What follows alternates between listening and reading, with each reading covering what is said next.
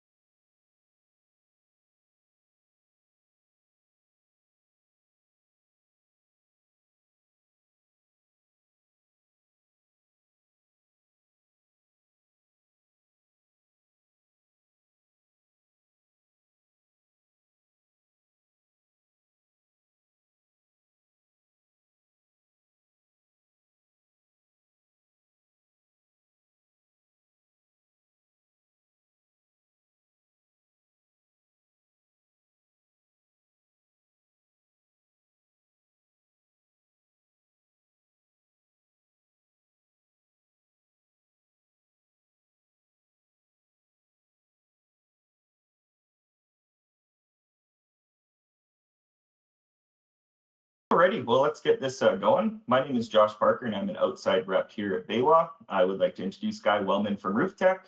Roof Tech is a long-standing great partner here at BayWa, and we're always excited to have Guy here with us. I've had the pleasure of being part of a few presentations from Guy and look forward to learning more about their products here today. Continuing education is important to BayWa, so we really appreciate you attending and taking the time out of your busy day to join us at Roof Tech. If you have any questions as we go, please be sure to type them in the question box in the bottom right corner. We'll answer questions as we go and then have a Q&A for anything missed at the end. On that note, can I have somebody throw a test in the question box just to make sure everything's working as it should? Oh, Jared beat me to it. Awesome, thanks, Jared. Lastly, this will be recorded and shared on our YouTube channel and also sent out in our monthly newsletter. So if you haven't already, we encourage you to subscribe to our YouTube channel. You'll find all of our past webinars on there. I will pass over the reins to the man with the best outfits in the solar industry. Take it away, Guy.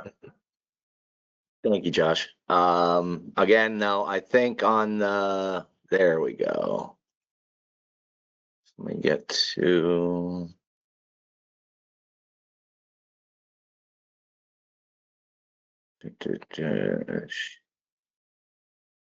Showing my screen, but it doesn't have, there we go. So is that at least it's the full screen? Josh, anybody? Yep, yeah, we're seeing the full screen. You're good to go. All right, well, thank you again. My name is Guy Wellman, Director of Sales now with Roof Tech.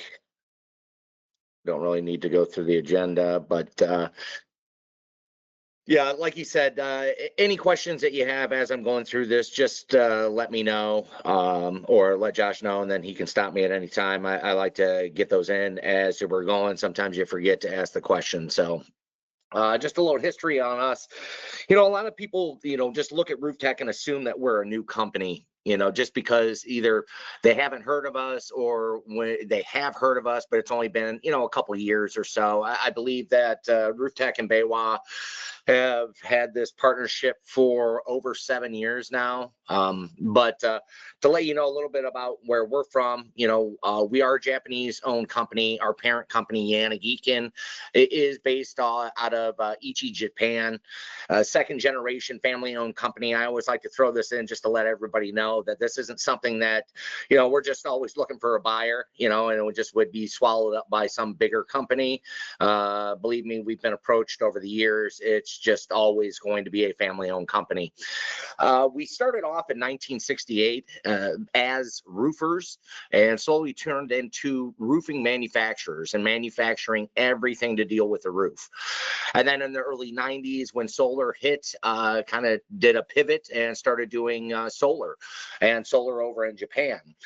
And if you've ever heard of much about the Japan solar industry, you know, in the 90s, they obtained their millionth install. You know, this is something that California just obtained, I think about 6 years ago.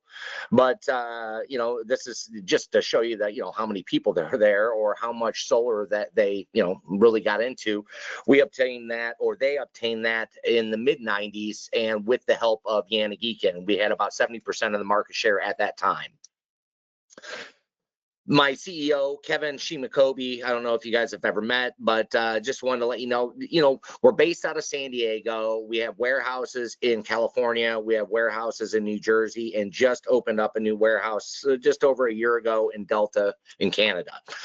And really, this isn't to supply anybody but distributors. And really, it helped out the distributor side with tariffs and everything that we've been going through over the last year to help keep that cost at that same cost, because we're virtually avoiding US. So you'll hear me talk a lot about the flashing, the flexible flashing, but RoofTech is the innovator of this flexible flashing, or using a top-down solution, not getting away from traditional flashing. We've got over 40 million penetrations in North America, and we have over 300 million penetrations between Japan and North America.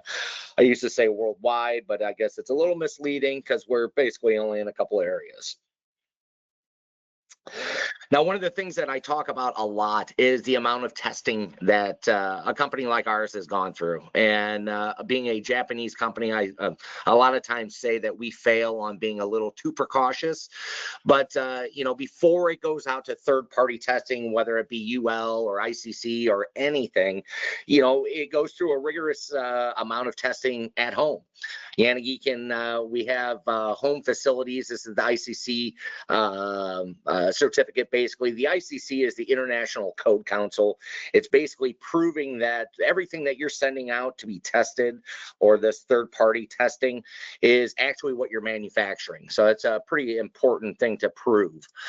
But like I said, this indoor testing, or the testing that we provide before we go into a third-party testing, it's everything. It's everything that they're going to test, but going into it, we already know what the results are going to be. It's not just going in there blind and thinking, okay, I think I got a pretty strong product, or I think it's going to work.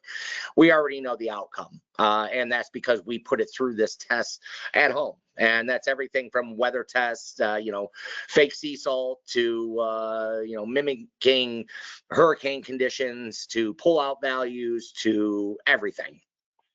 Now, along with that indoor, laboratory testing, we also have outdoor testing. So on the left there, that is the mountains of Japan. That's about 4 or 5 feet of snow. That's the same array in the middle. And I don't know if I'm blocking this. Oh, shoot.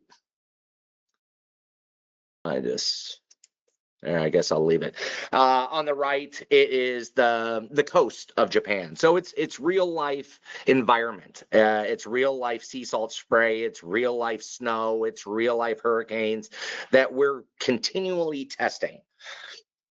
So, this is our fully submerged test. We went above and beyond what they actually asked of us. But, this kind of brought up us taking it back and revisiting this test, because this is installing this product, or our product, in water, not, installing it and then pouring water on top. It's actually installing it in water. And if you've been at any of these early shows, we used to have like a little display, little tchotchke, but it serves the purpose, of showing you that, when we install this in water, it seals up at point of contact. It is a waterproof seal, our AlphaSeal or our butyl. But, you'd back the screw out, and then it would start leaking, and then we'd put it in about halfway, and it would seal that product right back up. So what we're in the process of testing right now is, trying to identify if we would be able to install this in a wet climate, meaning a dewy morning, maybe a morning rain, instead of having to be completely dry, which we are now. I'm really pushing on our guys to identify if we could install this, while the shingles were wet or dewy. I think it would help out installers. I mean, I know that, installers don't want to be on the roof when it's wet, but sometimes they would much rather get the job done than to be, stranded and waiting and trying to dry off the roof before they can install any bases. This test here, this was our pullout value. What we identified here and what you'll see in our products, all of our bases, the holes themselves are offset. The holes are not directly across from one another. And if you look at a lot of products nowadays, we've talked enough about this over the last 10, 15 years that a lot of people are starting to take notice of this and doing offset hole patterns. The reason why we do this is that there's a possibility that when you install our product in a decking atmosphere, that there's a possibility of one of those screws being in between a butt joint, in between two pieces of OSB, or in between two pieces of plywood, rendering it basically useless. It's not going to have the value that you think. So on top of that, when we tested our product, we tested with 4 screws. That's it. And if you're familiar with our product, you'll know that we require 5. And that, again, is because we think there's that possibility always of it being in a butt joint. So you're always going to have the strength. No matter if one of those screws hit that butt joint, there's no way another or 2 screws would be, in that joint. Again, more of this testing. This is, simulating over time, and this is compared to sealant. This is our butyl, or what we call AlphaSeal. I have a hard time saying AlphaSeal all the time just because I've said butyl for almost 8 years now, and then they slowly want to change me to say AlphaSeal. The reason why we changed this is because we're trying to show you that not all butyl is the same. You can go to a hardware store and buy a roll of butyl, and it's not going to be the same as our product. It's not going to, you couldn't slap it on the back of any kind of product, put a wood screw through it and think it's going to seal up. There's a lot more that goes into it. So that's why we start trying to say AlphaSeal. But up against any kind of sealant, which, the butyl got kind of a bad name at the start of solar. At the beginning, people were slapping butyl on the back of L feet, and then they were just basically pre-drilling a lag bolt and putting it into your roof and then gooping it up with sealant. I mean, the best sealant in the world is eventually going to get brittle. It's going to dry up, it's going to crack up, and it's not going to do what it was meant to do. And that's the, seal up that product. With our product, I've seen a lot of these installs, especially in the US in the last couple of years, where the roof is coming to the end. It could be an install that's been installed for, 25 years plus. And when they start taking off the bases, taking off the roof, they all comment about how the butyl is still rubbery, it's still malleable, it's still pliable, it's doing what it's meant to do. Now our AlphaSeal, I mean, it's been the same configuration since the beginning. So it's the same proprietary butyl or AlphaSeal and the same screw. So the product itself over the last 30 plus years of us installing has changed its look.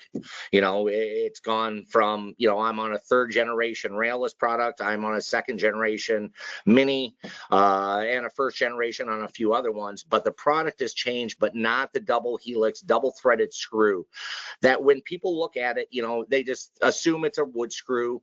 It's not. It's designed to actually pull that AlphaSeal into that void and seal up at point of contact. It's not just designed for ease of use going into wood.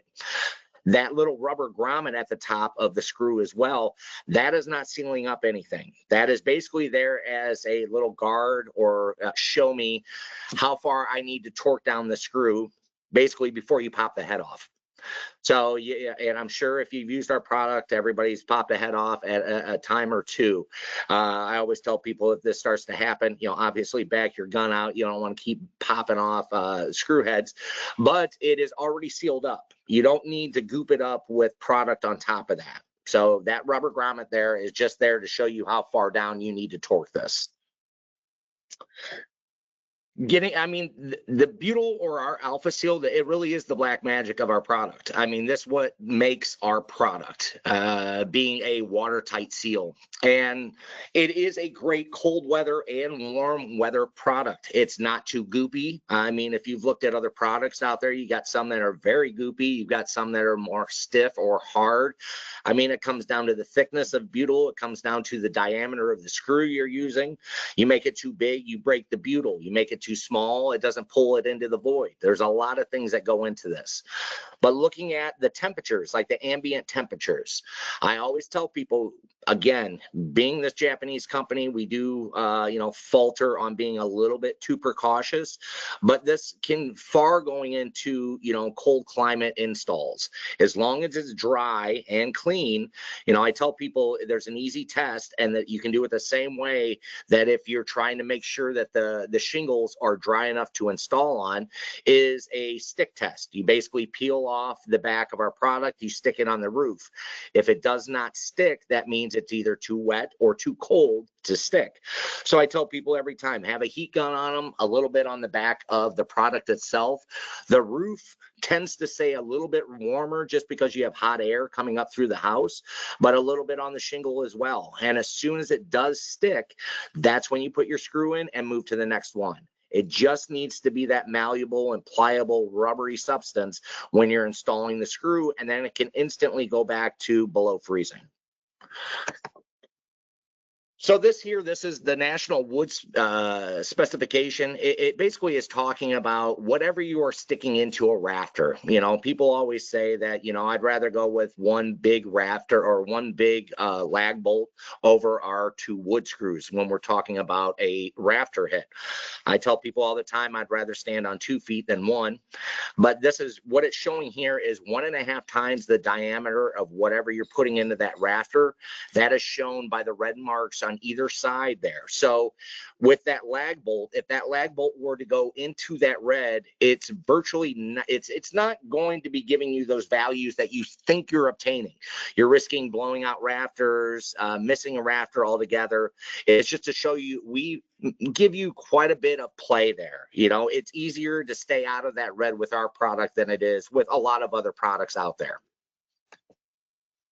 And this is what I'm talking about, that this on the left here, this does feel to pretty much from a trained to even an untrained hand, it does feel like a rafter hit, and it's a complete miss. The one in the middle is a blown out rafter, and the one to the bottom right there is improperly piloted holes for this lag bolt.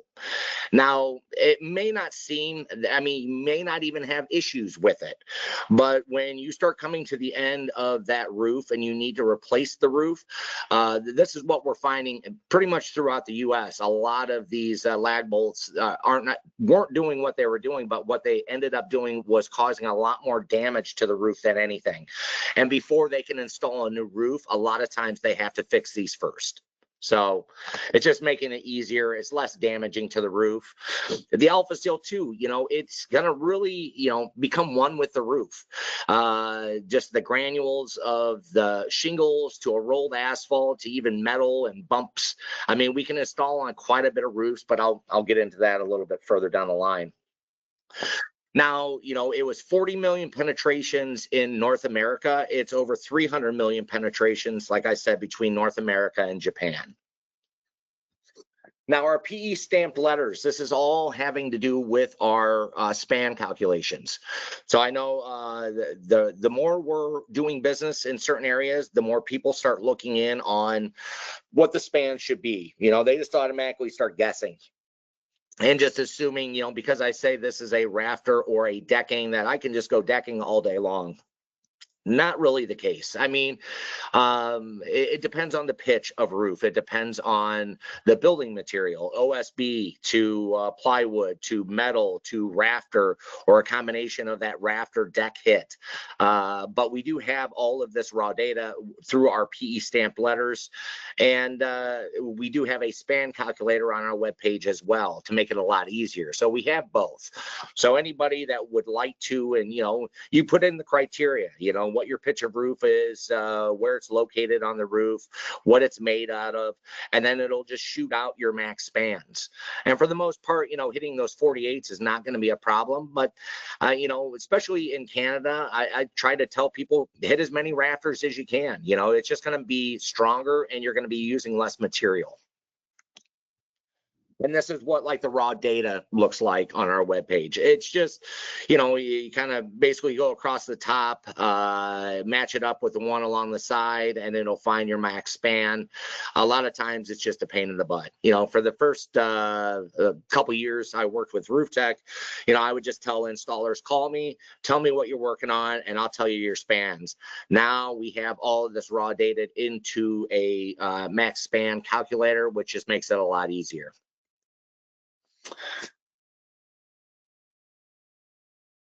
So getting into, hold on here. I guess we don't really need to see it. Trying to turn off the sound. Hold on one second.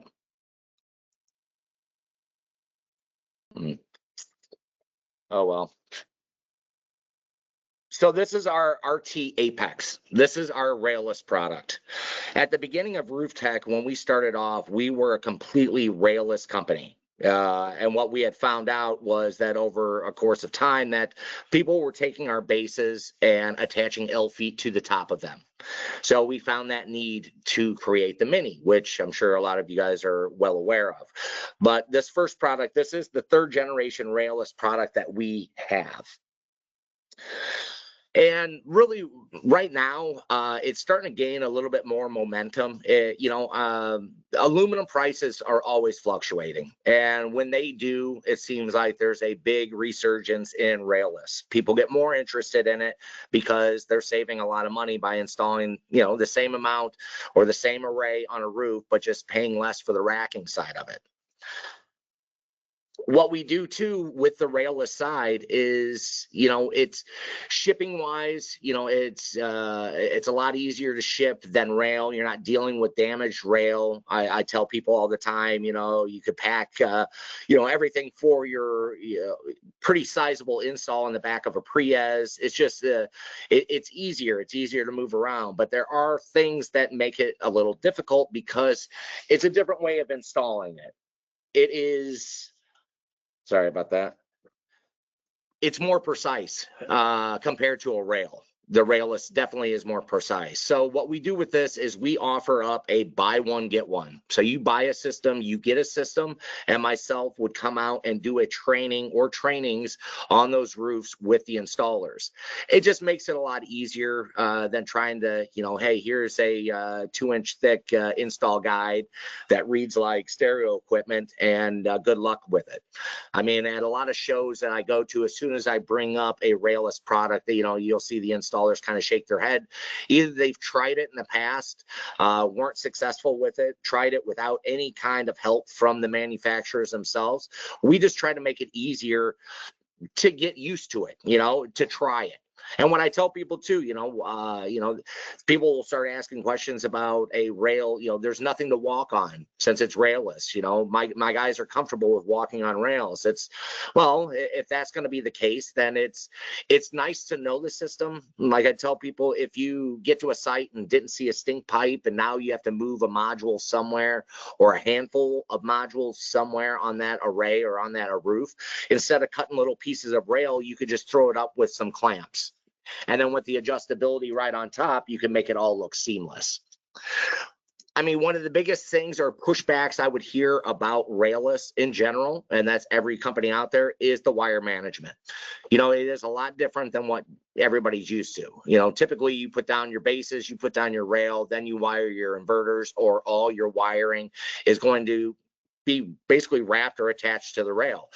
Without the rail, everything is going to get attached to the back of the panel. So there is limitations. I'm looking at a single 1-for-1 inverter, even a dual. Cannot do a quad. It's too heavy. There's just no good place to mount it. So in those cases, you would go back or fall back on the rail.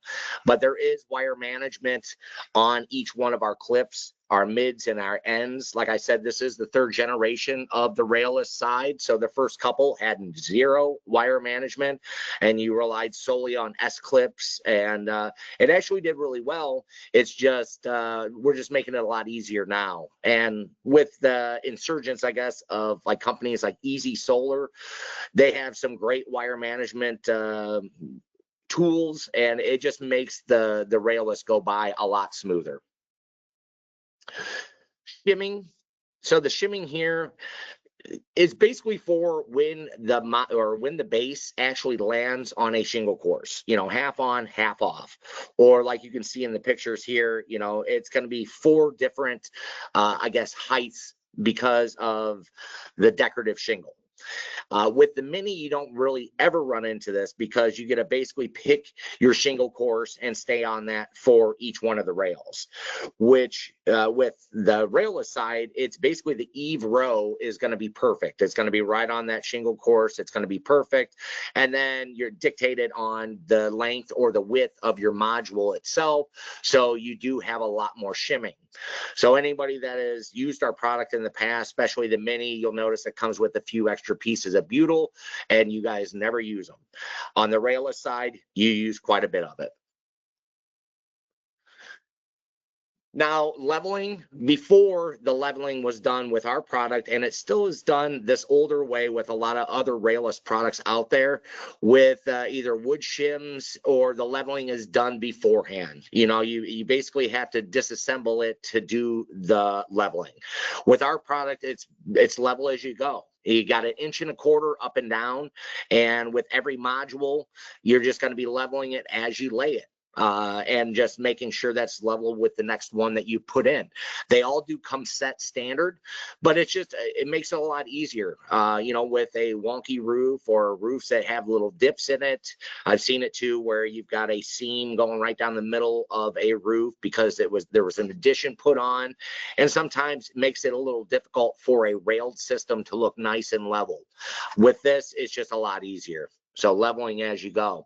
And this was what I was saying with a railed system. If you were going to use, you know, some of these clamps to put up, you know, an additional module or 2 next to this array, you can make it all look seamless. You can make it look like it's all part of the same array, even if it's in a different orientation.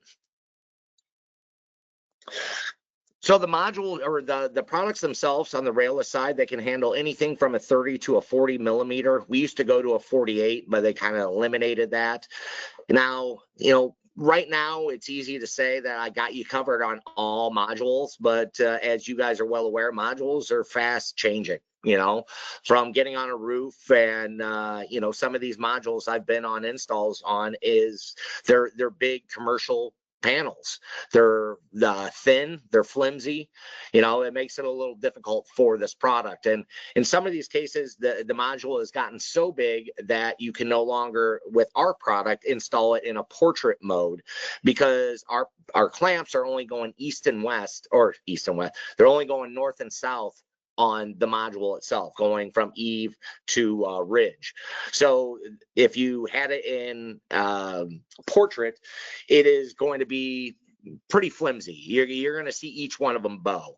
So in those cases, those modules can only put in landscape. I mean, I've run into modules in just this last year where the flange, the underside of the frame, is, if it's a 30 millimeter module, the thickness, sometimes the flange on the underside is a 15. It's even smaller, and that's only on the short end. So I mean, kind of got to, you know, I'm following the modules around and trying to change my system. It's just not going to always work out perfectly. So again, I'm not saying this is a one-stop shop, but there are definitely needs for the railless. Now, like all of our products do, 0 to a 45-degree pitch. Now, I don't really mean 0. We've had this in there for years, but I have been bringing it up more and more in the last handful of years that there should be no 0. There should be a pitch somewhere, whether it be to a drain or off the edge of the roof, whatever it might be, there should be. So I tell people it needs to be positive drainage. And positive drainage is basically the water that accumulates on a roof needs to dissipate within 72 hours. So as long as it's positive drainage, we are good with our PE stamped letters up to a 45.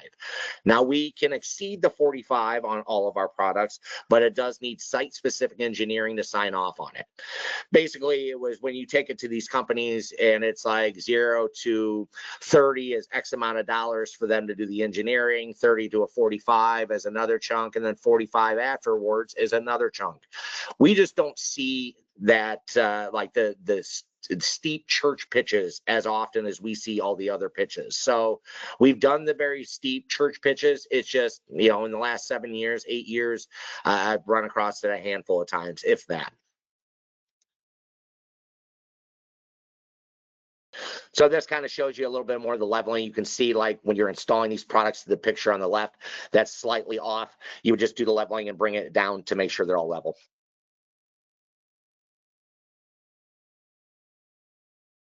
Now our estimator tool, not to be confused with the span calculator, but our estimating tool is basically just for our rail lists. And this is a BOM creator, your bill of material. Again, putting in your criteria of, you know, what pitch of roof, what building material, the size of module.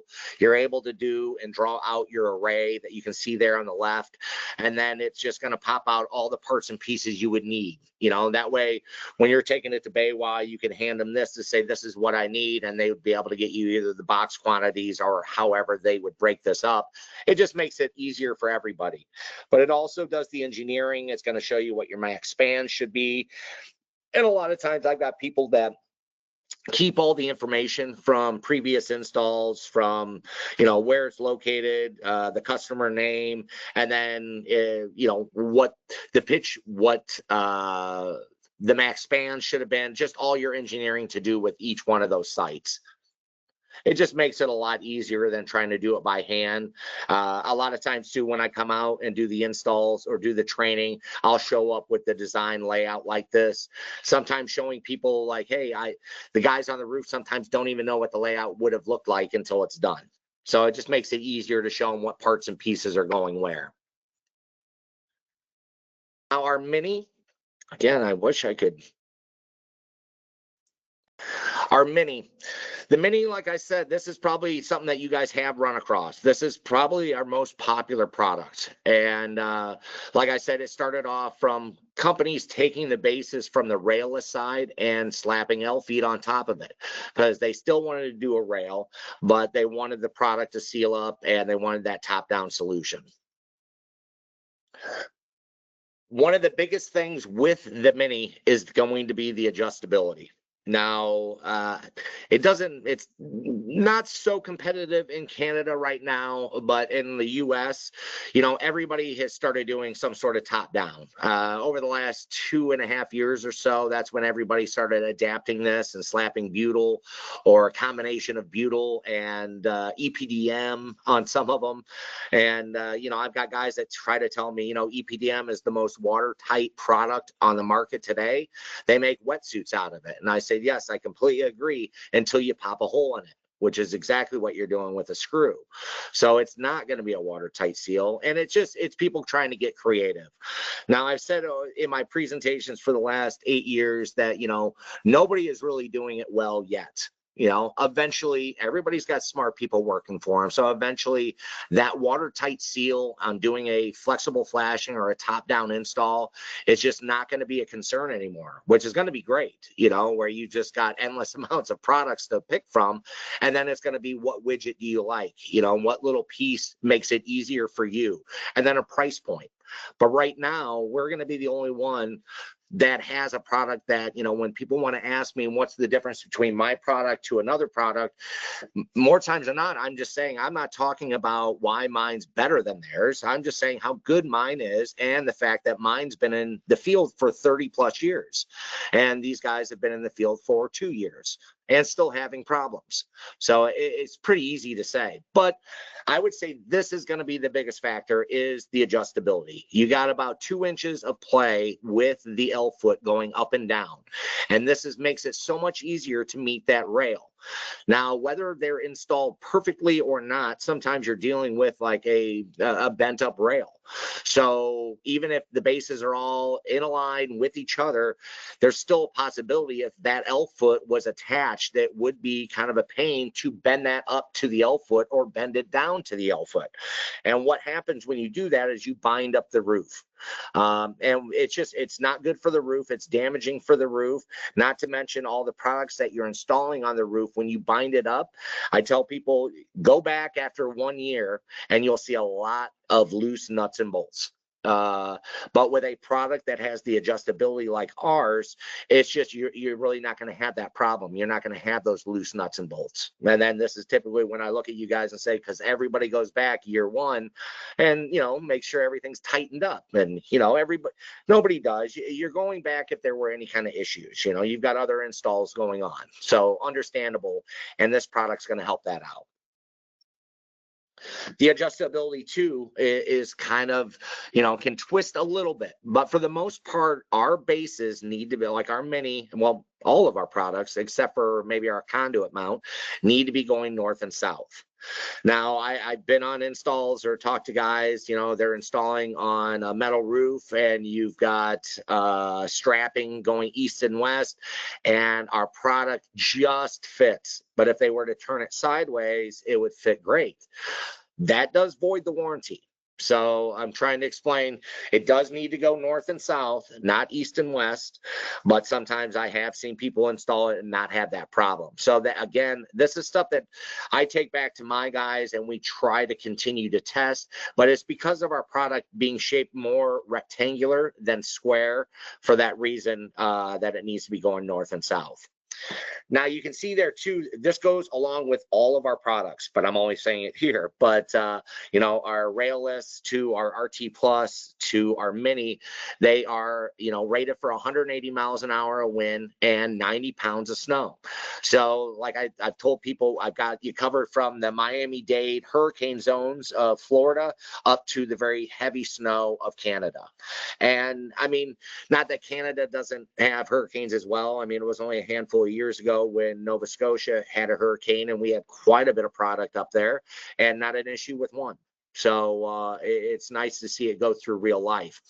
And then it starts to talk a little bit too about what we can install on. It's easier for me to say what we cannot install on than it is to go through the list, but it's easy to say there is no wood shake, no clay tile, no PVC vinyl, which is more on the commercial side, and it's pretty expensive. I think they've gotten away from using it. I mean, it's more TPO nowadays, and also wood plank. Now, the wood plank, it just came into play maybe 5 years ago when we said we were no longer installing on it, is because a lot of people weren't looking at what that plank's condition was in. A lot of times it was very old. A lot of times it was already moist. It was already saturated with water and just about to leak. And with the wood plank, the tongue and groove where it meets, there's that possibility of hitting that screw right through that where they meet and cracking it. I've looked under a lot of wood plank and seeing knot holes missing all over. It's just not good to have any kind of penetration on a wood plank. But so, I mean, we're good with metal, EPDM, TPO, SIPs, rolled asphalt, bitumen, asphalt, obviously. But as I get into this a little bit more here, you'll see that just because I'm, compatible with, it's not always a good fit for. Our RT Plus, now I will show you the video of this one. I wish I could turn this music off, but the RT Plus is basically a fixed L. I guess I can stop it there. So, I just get done talking about how one of the biggest things for our product, the Mini, is the fact that we have adjustability. And then what's my company do? They come out with an attached L that has zero adjustability. basically, this was something for the U.S. market. Everybody down here was pushing an attached dell. Every competitor, anybody that was doing a top-down install, even some that were doing traditional flashing, it was always an attached dell. So it being lower in cost, it was hard to compete with. And then people would say, I don't like putting the mini together. I don't like putting or attaching the L foot. I'm dropping nuts. I'm dropping bolts. I would tell people, put them together on a down day. Have the guy pushing the broom, put a bucket together and start just assembling minis and L feet. It just makes it easier to have it already attached, like hand tightened. But we came out with this anyways.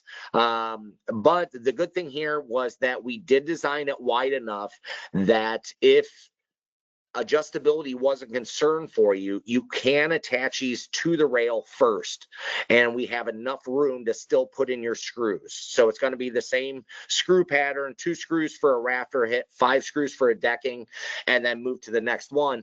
But you can attach it to the rail, so it could be a big S-curve on this rail, and it's basically when you take the rail up to the roof, wherever these lie, you would be able to then shift it or slide it east and west, but you would not need that adjustability going north and south.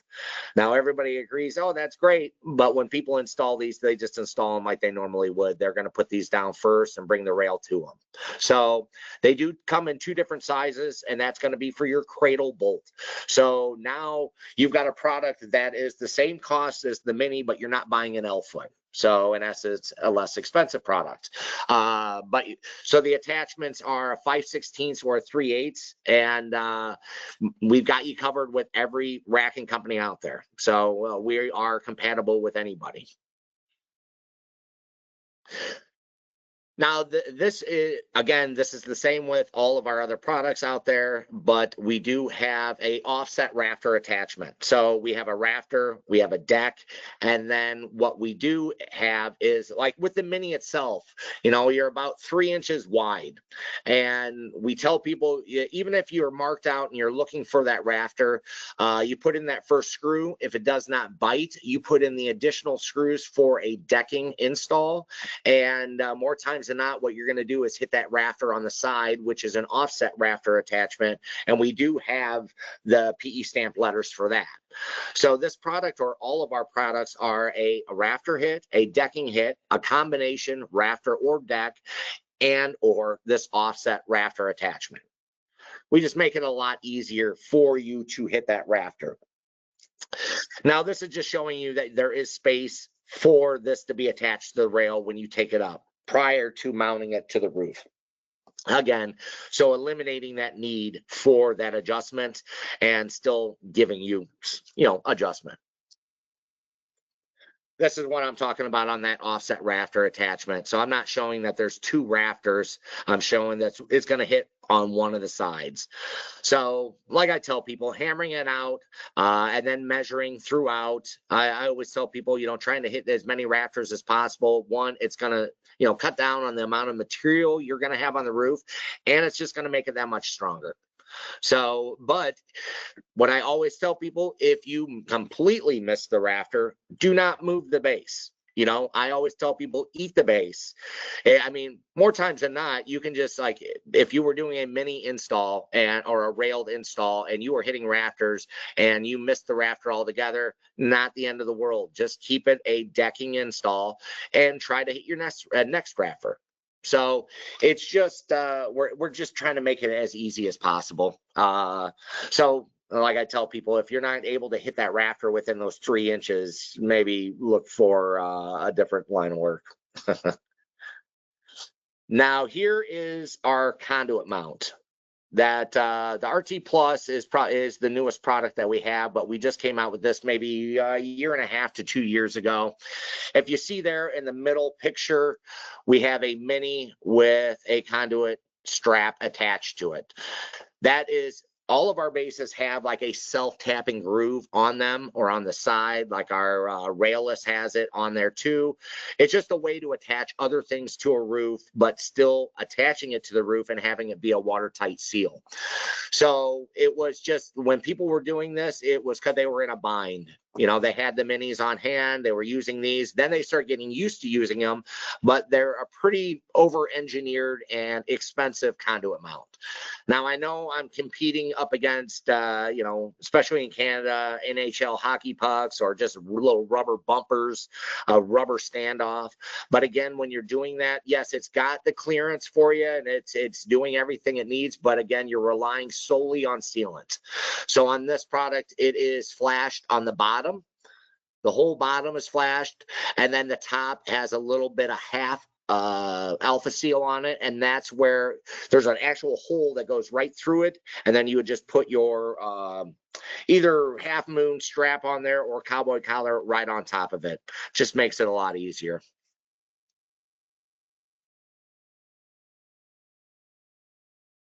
Now, getting into some of the products, make this quick.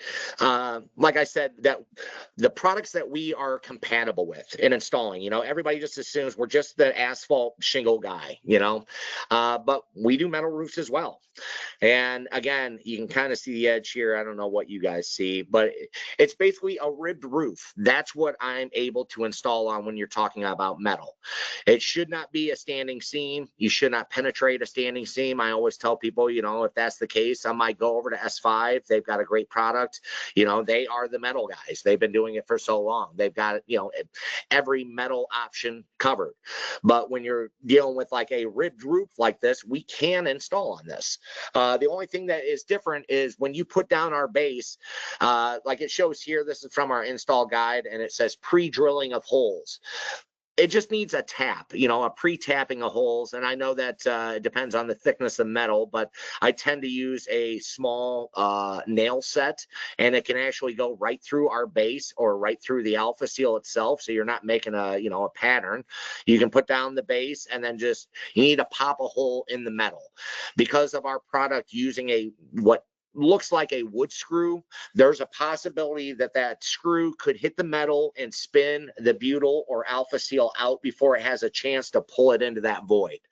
So we're asking for that, along with a little bit of sealant on the top of the base. You can either use sealant or a extra AlphaSeal in the shape of a triangle, because these bases, again, it's behind here. I don't know if you guys see it.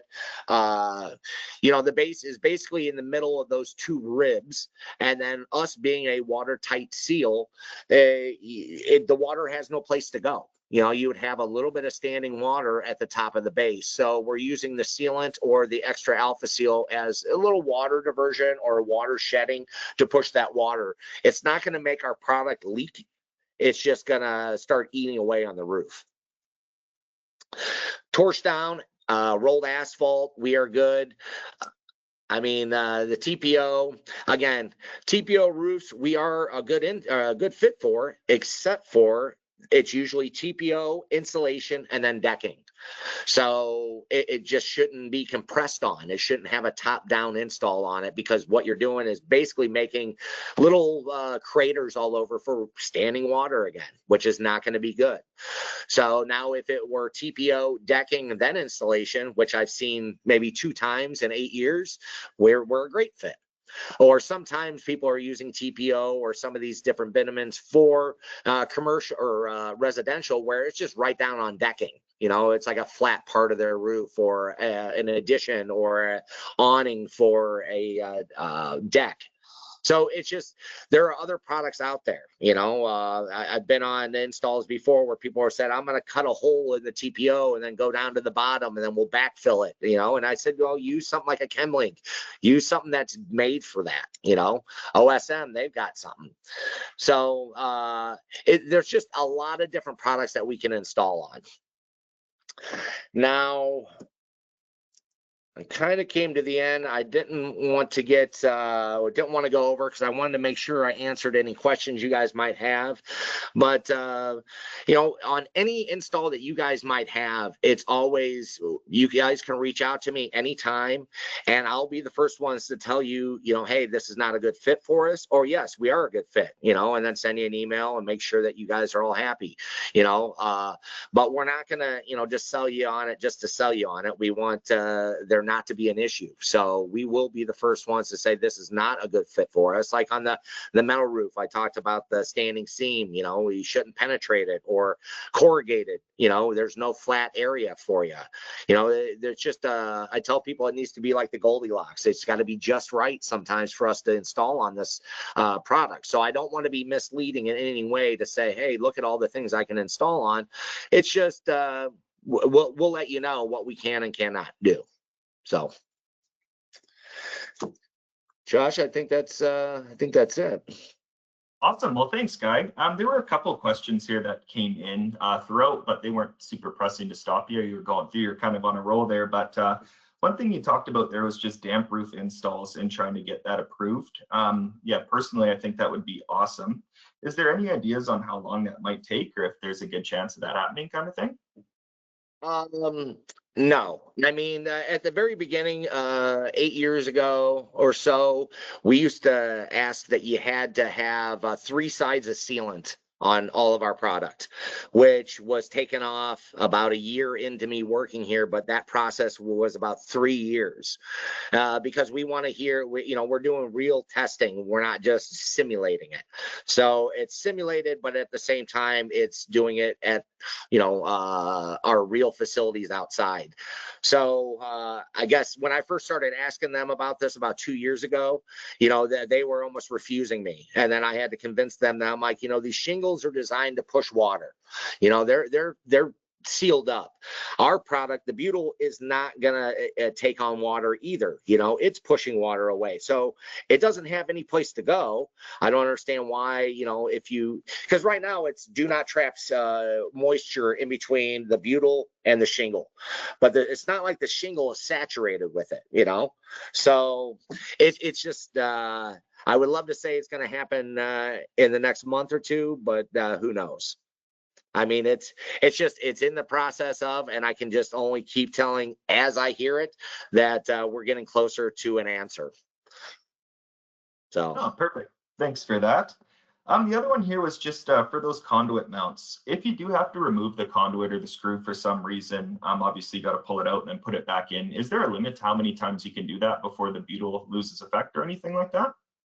I would limit that to 1. I mean, take it out and put it back in. That's it. You know, like have your base down.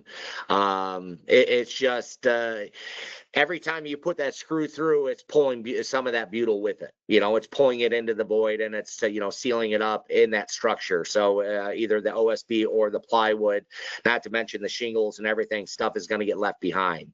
So similar to what I was saying before, like if you put down something and then realized, oh man, I'm not going to even use that base or whatever it could be, I would still just leave it, because it's going to have the 25-year warranty on it, even if you don't use it. And then if you pull it up, sometimes you're going to have to rely on sealant to fix that. Oh, perfect.